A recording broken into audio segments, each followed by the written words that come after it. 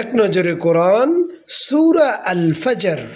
সূরা আল ফজর তারতিব বিন নুজুল, নাজিলের ধারাবাহিকতা তথা কোন সূরার পর তা নাজিল হয়েছে তা বিবেচনায় এটি 10তম সূরা।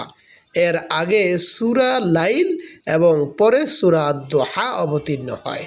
এক নজরে সূরা আল ফজর মক্কি যুগের শুরুতে সূরাটি নাজিল হয়। সূরা নং 89, আয়াত সংখ্যা 30 এবং সূরাটি মক্কায় অবতীর্ণ হয়েছে, তাই এটিকে মক্কি সূরা বলা হয়। মেজর থিম: 1, আদ ও ফেরাউনের কাহিনী। 2, মানুষের আচরণগত বৈশিষ্ট্য। 3, আল্লাহ তাআলার আনুগত্যে অবিচল আত্মার প্রতিদান। সেগমেন্ট: আল্লাহর শপথ। কিছু গুরুত্বপূর্ণ নিদর্শনের উপর শপথ করে আল্লাহ তাআলা এই সূরাটি সূচনা করেছেন। সেই গুরুত্বপূর্ণ নিদর্শনগুলো বিবেকবানদের জন্য ভাবনার খোরাক যোগায়। সম্মান অসম্মানের মাপকাঠি। অর্থ, বৃত্ত, প্রাচুর্য, সম্মান কিংবা অসম্মানের মাপকাঠি নয়। আসল সম্মান ও অপমান নির্ভর করে আল্লাহ তাআলার আনুগত্য হওয়া বা না হওয়ার মধ্যে। কেয়ামত ও বিচার।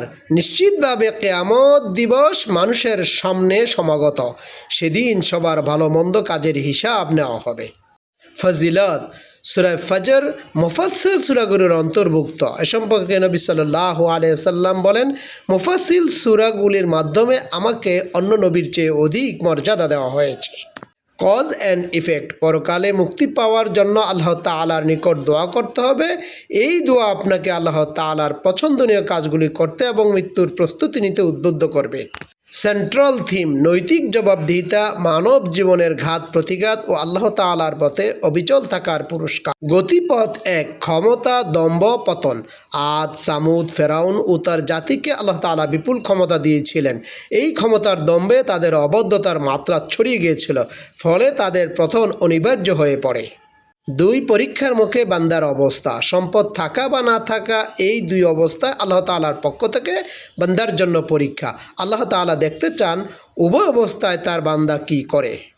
3, সম্পদ কক্ষীকৃত করে রাখার পরিণতি। ইসলাম সবসময় মানুষকে অন্যের প্রয়োজনে এগিয়ে যেতে উৎসাহ দেয়। প্রয়োজনের সময় অভাবীকে সাহায্য না করে সম্পদ কক্ষীকৃত করে রাখলে কিয়ামতের দিন বিষম আফসোস করতে হবে। 4, অনুগত্য বান্দার পুরস্কার। যে সকল আত্মা আল্লাহ তাআলার আনুগত্যে অবিচল থাকবে, কিয়ামতের কঠিন সময় আল্লাহ তাআলা সে সকল আত্মাকে জান্নাতে প্রবেশ করার আহ্বান জানাবেন, তার প্রতি সন্তুষ্ট ও সন্তোষভাজন হয়ে।